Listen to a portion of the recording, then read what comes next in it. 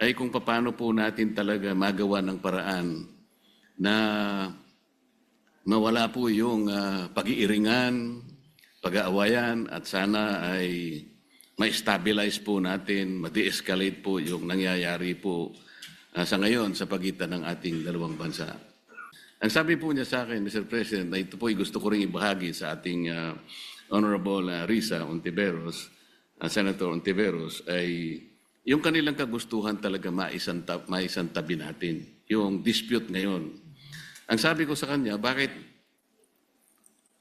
kasi nakikita natin yung mga barko ninyo, kung minsan binubomba ninyo ng tubig yung mga ilang mangingisda namin o kaya yung nagre-resupply ng aming provision sa Ayungin Shoal.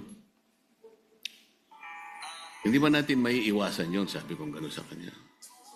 Alam mo, sabi niya, Mr. President, nung panahon ng dating Pangulo, ginawa na natin yun. We have a relative peace nung panahon na yun. Ang problema sa ngayon ay, maski ikaw, makikita mo naman, binanggit niya po yung nangyari sa ginawa yata ng spokesman o spokesperson ng Coast Guard. At ng Task Force West Philippine Sea. So yun po, na Mabuting Ginoo. si Ginoong Tariela po ba ang ating opisyal na tagapagsalita kung pag-uusapan ay ang relasyon ng ating bansa sa ibang mga bansa, particular na yung China? Sa pagkakaalam ko po, Mr. President, si Commodore Tariela ay spokesperson ng Task Force West Philippine Sea na binuo po batay sa polisiya ng buong gobyerno natin ng whole of government approach sa ganitong kahalagang usapin ng foreign policy. At dala po niya yung updated na dokumentasyon ng ating mga, kung may positibo at unfortunately mas maraming negatibong mga engagements ng gobyerno ng China sa ating karagatan, lalo na yung paghaharas po sa mga barko at mga ibang vessels ng Philippine Navy at Philippine Coast Guard, yung pagkait po sa ating mga mangingisda ng access sa kanilang kabuhayan sa traditional na fishing grounds natin, yung pag-i-interest din po nila sa ating mga gas and oil reserves sa ilalim ng ating karagatan. At sa lahat po, so far, nang nasaksihan ko pong mga pananalita ni Commodore Tariela, batid ko po ang kanilang paguyod talaga sa pambansang interes ng ating bansa. Partikular dun sa incident na tinanong ng good gentleman mula sa Pampanga at Tarlac, nagsasalita si Commodore Tariela sa isang forum, sa isa sa mga kolehiyo sa ating mga pamantasan, at ipinakita niya kung paano kumikilos ang gobyerno ng China led by the Chinese Communist Party at kanilang kasalukuyang presidente. Kung pagpapakita lamang po ng visuals para gawing mas dramatic o graphic para sa mga estudyante, aba po, matagal na pong nanguna ang gobyerno ng China sa ating bansa at sa ating gobyerno, pati po sa iba't ibang mga opisyal ng ating gobyerno. For at least 1 decade, Mr. President, ang mga opisyal na pahayagan ng gobyerno ng China ay nagpapakita ng mga visuals din, and overwhelmingly derogatory po ang kanilang mga ipinapakita. Nilalarawan ang presidente ng Pilipinas bilang isang megaphone lamang ng ibang bansa, dinodrawing na parang marionettes lang ang ating bansa at ating mga Navy at Coast Guard vessels ng interes ng iba pang dayuhang bansa. Wala pong ipinapakitang respeto at tahasang pambabastos sa ating gobyerno. So, dun sa itinaing ni Ambassador sa good gentleman mula sa Pampanga at Tarlac, di hamak na mas maraming dapat iwasto sa kanilang pakikitungo sa atin, hindi lamang sa karagatan, dun sa maraming insidenteng nabanggit na, kundi pati sa paglalarawan, literally and figuratively, sa ating gobyerno at ating bansa kapag nagsusumikap tayong magtahak ng isang independent at interdependent foreign policy, Mr. President. Pagkaintindi ko po, Mr. President, ang assertive transparency ay ibig sabihin, isa sa publiko lahat ng mga importanteng engagement sa pagitan ng ating bansa at iba pang mga bansa, lalo na sa loob ng ating teritoryo. At particular dito, sa ating dynamic sa gobyerno ng China, ibig sabihin ay hindi magiging mahiyain ang ating gobyerno upang sabihin kapag nga may ganyang mga insidente tulad ng nagbunga ng pagkaputol ng daliri ng isang uniformed personnel natin, yung pansamantalang pagbulag at pagdinig sa ating mga personnel dahil gumagamit ng high-frequency radar o mga laser lights. At pati po yung gaya ng nabanggit na rin ng good gentleman mula sa Tarlac at Pampanga, yung pagkait na makaresupply tayo ng maayos sa ating mga personnel sa mga lugar sa loob ng ating karagatan at teritoryo. Na hindi tayo o hindi ang gobyerno magiging mahiyain sabihin ito sa ating publiko at pati sa regional at international community. Bilang mga bagay na lubos na ikinababahala at nais iwasto ng ating gobyerno, whether ang lehislatura o ang executive, Mr. President. Ang inyo pong binanggit, Mr. President, ay napapaloob dun sa definition ng assertive transparency. Ngunit kung inyo pong isasaalang-alang, Mr. President, yung assertive transparency, ito po yung merong strategic objective na sa bawat balita na ating isa sa publiko o ipapaalam sa ating mga kababayan, ay kinakailangan meron tayong kaparaanan para sa ganun ay matiyak natin na ang ating paglalahad o pagbibigay ng impormasyon sa publiko ay hindi magiging cause ng panic o kaya ay maaring ma-misinterpret ng publiko. Ibig sabihin, meron pong kaakibat na responsibilidad na maiwasan natin ang hindi pagkakaunawaan. Kasi pag nagkaroon po ng misinterpretation, lalo pong lalala ang isang maliit na problema. Yun nga ang nangyayari po sa atin ngayon, Mr. President, papalaki ng papalaki.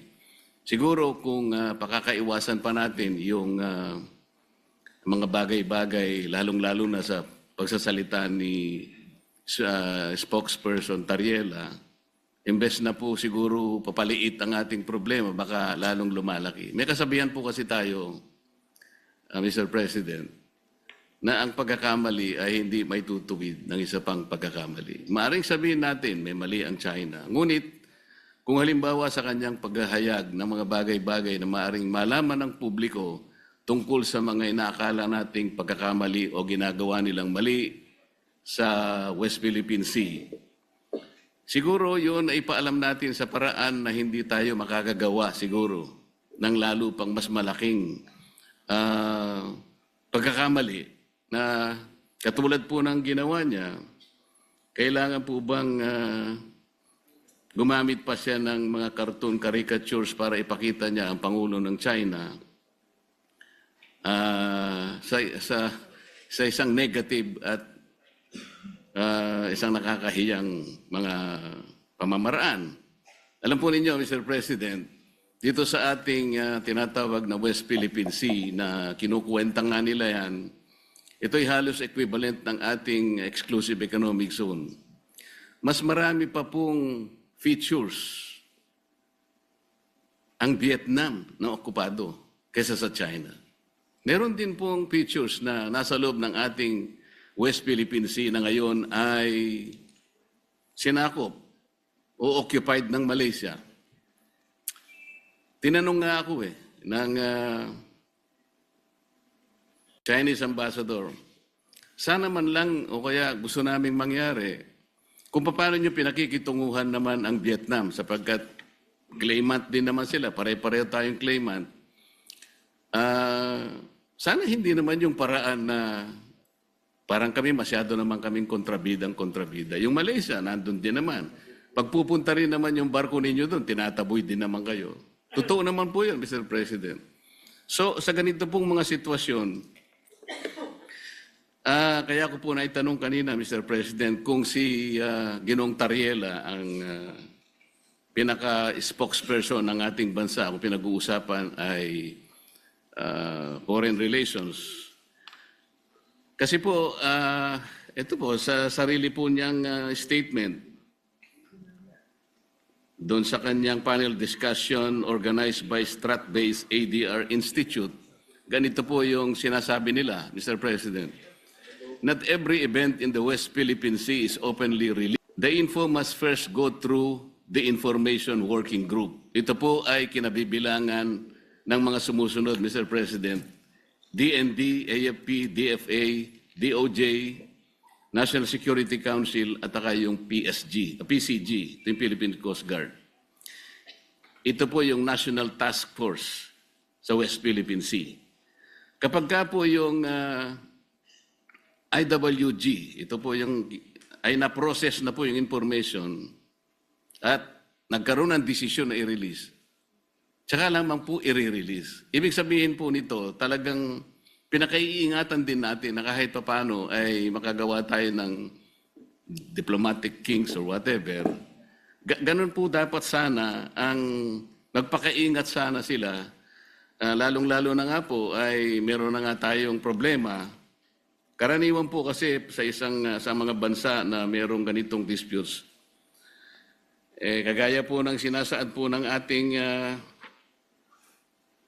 Book 4, Title 2, Chapter 1 ng ating Executive Order 292, Mr. President. Ito po yung tinatawag nating Administrative Code of the Philippines.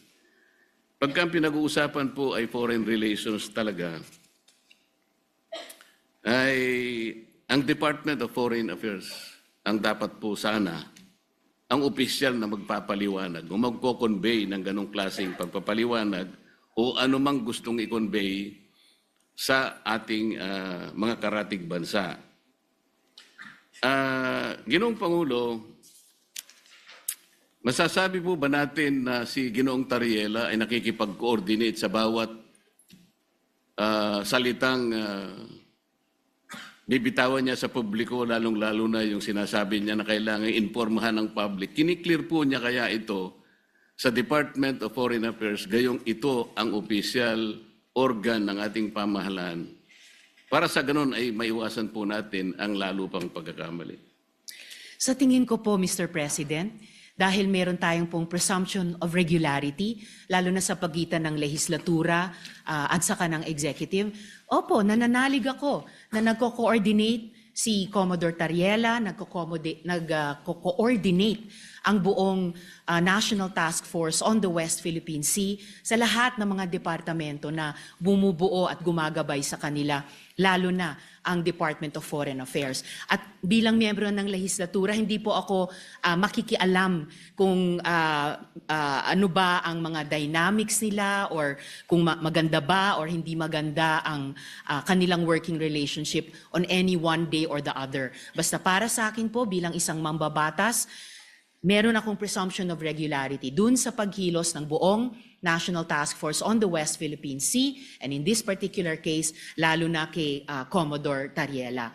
And i-shift po natin o lakihan po natin yung magnifying glass na meron po tayo ngayon. Ang problema po ay hindi kay Commodore Tariela. Ang problema talaga ay sa kondukta ng Chinese government sa kasalukuyang dynamics. Kung sumasakit ang loob nila dahil ayon sa kanila masyado naman silang kontrabida, I'm sorry, in this particular case, sila talaga ang pinaka-kontrabida. Hindi po nila pwedeng sabihin na mas marami namang ino-occupy ang Vietnam, may mga kasalanan din ng Malaysia. Opo, alam natin may iba't ibang claimant country sa buong South China Sea at yung iba ay kumbaga karibal din natin sa mga claims natin bilang Pilipinas. Pero hindi naman ina-attack ng Vietnamese Navy ang Navy at Coast Guard natin. Hindi naman dinedenay ng Malaysia ang mga mangingisdang Pilipino makapangisda sa sarili po nating karagatan. At I beg to disagree, Mr. President, with all due respect sa Ginoo mula sa Pampanga at Tarlac. Ang pinag-uusapan po natin at ang pinagmumulan nitong mga malalim na pagkabahala natin, hindi po ito maliit na problema. Napakalaking problema po nito. Isa sa malaking problema natin sa ngayon. At ayaw nating magpanic, ayaw nating mag-misinterpret, Pero saan ba nagsisimula ang maaring ikatakot? Saan ba nagsisimula ang hindi lang maaring, kundi nagiging talagang pagmumulan ng hindi pagkakaintindi? Yun po, in largest part, dahil sa kondukta ng Chinese government laban sa atin, lalo na sa karagatan, at ngayon, gaya po ng nabanggit ko kanina, pati na po sa internet, na kumbaga, sila nga ay nagiging problematic sa atin, gusto man natin pareho na lutasin ito, pero bukod sa ginagawa nila sa atin sa ating laot, sa Navy, Coast Guard, mga mangingisda, sa ating buong sambayanan, gusto pa nila patahimikin kapag may mga pinuno ng gobyerno sa executive man o dito po sa legislature na magrereklamo. Ang tawag ko po dyan, Mr. President, sa ugali ng Chinese government, gaslighting. Sila na nga ang gumagawa ng mali, mamasamain pa nila kapag pinuna ng ating panig, ng ating gobyerno, tayo pa ang may kasalanan at sila pa ngayon ang biktima. Classic gaslighting behavior po yun. Napaka negative na psychology yan kung sa individual na tao po or kung sa interpersonal na mga relasyon. And dapat huwag gagawin yan, huwag gagamitin yung ganyang cheap tactic nila, lalo na po sa foreign relations. Lalo na kung totoong gusto nilang lutasin natin ng maayos ang hindi maliit, kundi napakalaking problema nito, Mr. President. Mr. President, sa tanong ko po kanina kung ikinukonsulta ni Ginoong Tariela sa DFA ang kanyang mga ginagawa at pagpapahayag sa publiko, at ang sinagot po ay siguro naman po maaari sapagkat yung pong presumption of regularity. Alam po ninyo, nakausap ko ang mismo ang Secretary of the Department of Foreign Affairs.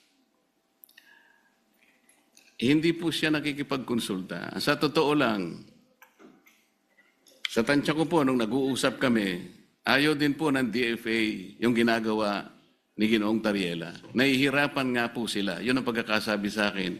Dahil imbes na makatulong sa kanilang gawain at sa kanilang responsibilidad na panatilihin natin, yung gawin ba nating kahit na medyo mahirap. Ang sabi ko nga sa Chinese Ambassador, Mr. President, alam kong mahirap ang kalagayan natin. Pero kung papayag ka na ikaw baka ako naniniwala na pwede tayong magsimula na ang lahat ng isipin natin, lahat ng gawin natin ay mga bagay na pwede natin pagkaintindihan. Pwede tayong magkasundo. Doon tayo mauna. Iyan ba naniniwala ka? Naniniwala po sila, Mr. President. Kapag nagsimula tayo sa mga bagay na pwede natin pagkasunduan, halimbawa, sabi ko, yun na lamang ka akong mga isda. Alam ko, ako, ang isda. Walang may-ari niyan. Common yan eh. Yan pwede nating pag-umpisahan sa pamagitan ng traditional fishing rights. Sapagkat yung prinsipyo niyan, sabi ko ganyan, although it is covered by international law, hindi ka ako pinag-uusapan dyan ng teritoryo. Kasi kapag ka ang pag-uusapan, napunta na sa teritoryo, problematic na eh. Pero pag-usapan muna natin ang mga isda. Sabi ko sa kanya, Sir President, nagawa ninyo sa Vietnam, nagkaroon kayo ng gulo dyan. Pero bakit nyo nagawa? Nagkaroon kayo ng agreement na partisyon nyo ang isang sukat ng karagatan doon sa Tonkin Gulf sa Vietnam. Nakagawa rin kayo ng ganyang klaseng pag-uusap at kontrata sa pagitan ng inyong bansa at ng Vietnam. Tungkol sa isda rin. At kahit maigting ang labanan ninyo sa pagitan ng Japan at ang bansa ninyo, nagawa nyo rin sa Japan. Ibig ko sabihin, meron 3 pangyayari dito sa panig ng ating mundo na nagawa nating ayusin kahit isda lang ang pinag-umpisahan natin. Hindi ba natin pwedeng gawin dito sa ating bansa? Sabi niya, pwede. Kaya lang, pakaiwasan naman natin itong ganito kasi, sabi niya.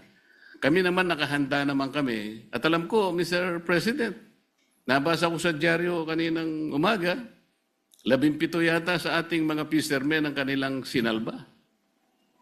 Mga bagay na pwede naman nating pasalamatin din sila. Kasi po kung ako po, ayoko din ang ginagawa nila. At sinabi ko rin naman sa kanya ng harapan. Bilang Pilipino, sabi ko, masakit naman ka kung makita ko yung aming mga mangingisda na talagang kinakanyon yun ng tubig. Naintindihan naman namin yun, sabi niya. Kaya ang gusto namin, makagawa tayo ng mapagumpisahan natin. Ngayon, kung halimbawa si Commodore Tariela, habang nag-uusap tayo, nagpapakita ng ganitong mga memes at saka yung mga caricatures na negatibo, Mr. President, hindi po nakakatulong eh. So ano po ba yung ating moving forward? Wala na ba tayong gagawin kundi puro patutsadahan na lang? Hindi po makakabuti sa pagitan ng dalawang bansa natin. Kaya lang naman po ako tumayo para imungkahi ang ilang bagay-bagay sana na makakatulong. Maaring mahirap po sa umpisa. Ang imumungkahi ko nga po sana, Mr. President, kung meron po tayong panahon sa ating mga committee hearings, imbitahan po natin ang Coast Guard, ang Department of Foreign Affairs, at kung sino po ang may kinalaman dito sa West Philippine Sea, o kung tawagin po natin ay Exclusive Economic Zone, sa pagitan ng napaloob po sa South China Sea. Para po yung komplikasyon po dito na napakarami, kasi yung batas po natin at yung ating administrative issuance na nangyari sa mga nakarang araw at yung mga ginawa nating batas kamakailan lang, hindi ko nagkakamali 2024, hindi po consistent talaga eh.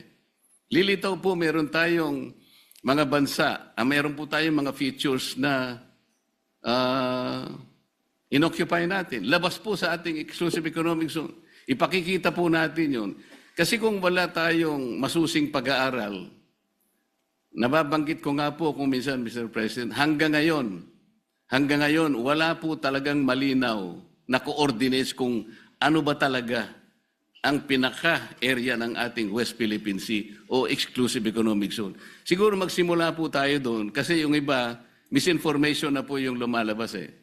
Napaka-komplikado po nito kung pag-uusapan po natin yung mga features na yan at kung ang magiging centerpiece po ng ating foreign policy, ipag-awayin na lang natin ang mga bato sa South China Sea. Palagay ko po nalilihis po tayo. May malaki po sigurong mga dapat pag-usapan at napakalaki ng China, napakamayaman ng ekonomiya ng bansa na pwede po natin sigurong maging siguro kakampi sa mga darating pong mga panahon kung maisasantabi po natin ang mga sigalot na namamayani sa ating bansa. Maraming salamat po, Mr. President. Maraming salamat po sa ating Senator Risa sa pagkakataong ibinigay po sa inyong lingkod. Salamat po. Salamat po, Mr. President, at sa mabuting Ginoo mula sa Pampanga and Tarlac. Pwede ba nating maging kakapi ang China? In principle, bakit hindi? Pero pwede ba nating maging kakampi ang China kung ipagpapatuloy niya ang pinaggagawan niya sa ating karagatan, sa internet, at nagsimula na siya, laban na sa mga opisyal ng ating gobyerno, both sa executive at sa legislature. Wala akong maalalang previous incident, Mr. President, na kahit sinong ambassador ng ibang bansa dito sa Pilipinas ay nag-post sa embassy page nila ng ganyang banta ng kanilang spokesperson ng Chinese Foreign Ministry laban sa mga opisyal natin na nagsasalita lamang para sa pambansang interes. Pati kay Senator Erwin, meron na po silang post na Mr. Senator. Bukod kina Commodore Tariela, Senator Kiko, Representatives Chel at Laila, at sa akin din po. Pwedeng maging kakampi kapag itinigil yung ganyang mga gawi ng isang hindi kakampi. Mga gawi ng isang hindi kaibigan. Pwedeng maging kakampi. Hindi simpleng isa-isang tabi yung sigalot na sabi nila tayo ang may kagagawan, na kapag nagreklamo tayo, tumutol tayo sa kanilang maling gawi sa ating Navy, Coast Guard, mangingisda, bayan, sasabihin nila, masyado naman kayo isa-isang tabi niyo yan. Hindi po. Yan ang gustong mangyari ng isang bully tulad ng gobyerno ng China, na hindi sila maging accountable sa ginagawa nila sa atin at simpleng iaatras natin ang ating pagreklamo. Wala pong bully. Whether sa playground o sa rehiyon o sa mundo, na nagrespeto sa binubuli niya, liban kung tumindig ang binubuli niya. At yan po ang ginagawa ng ating bayan, yan po ang ginagawa ng ating mga opisyal na ngayon nilalait-lait po ng Chinese government at ng embahada pa nila dito. Taliwas po sa mga obligasyon nila sa ilalim ng Vienna Convention on Diplomatic Relations. And again, Mr. President, in closing, I would like to take strong exception. Hindi po patutsada. Hindi po patutsada ang ginagawa ni Commodore Tariela. Hindi po patutsada ang ginagawa ni na Senator Kiko, Senator Erwin, Representative Chel, Representative Laila, ako at dumadami pang mga Pilipino. Hindi po patutsada lang yan, Mr. President.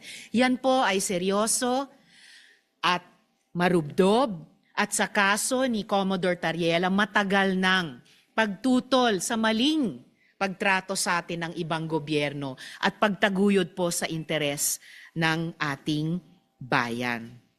So, maraming salamat po, Mr. President, at salamat muli sa mabuting Ginoo mula sa Pampanga at Tarlac. At naway, narinig po pati ng ating lahat ng ating mga kababayan na patuloy po tayo maging mapagmatsyag at malinaw ang mga tenga at isip natin kapag nakakasaga po tayo at mukhang palawak ng palawak at patindi ng patindi ang ganyang disinformation o tahasang pagbabaluktot ng Chinese government o embahada nila dito sa Pilipinas sa mga totoong nangyari.